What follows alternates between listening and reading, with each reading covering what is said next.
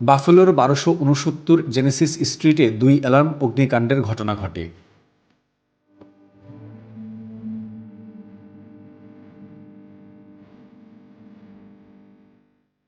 এই অগ্নিকাণ্ডে প্রায় $২,০০,০০০ ক্ষয়ক্ষতি হয়েছে বলে ধারণা করা হচ্ছে।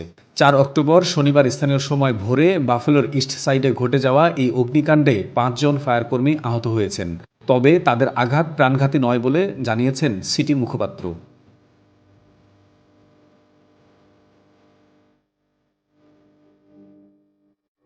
ফায়ারকর্মীরা রাত প্রায় ২টা ৩০ মিনিটে ১২৬৯ জেনেসিস স্ট্রিটে আগুন লাগার খবর পেয়ে দ্রুত ঘটনাস্থলে পৌঁছান।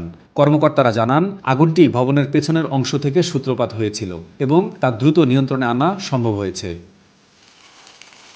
ধারণা করা হচ্ছে এই অগ্নিকাণ্ডের ফলে ভবনটির প্রায় $১,৫০,০০০ ক্ষতি হয়েছে এবং ভবনের জিনিসপত্রে আরও $৫০,০০০ ক্ষতি হয়েছে বলে জানিয়েছেন কর্মকর্তারা। তবে আগুন লাগার কারণ এখনও তদন্তাধীন রয়েছে বলেও জানিয়েছেন সংশ্লিষ্ট কর্তৃপক্ষ।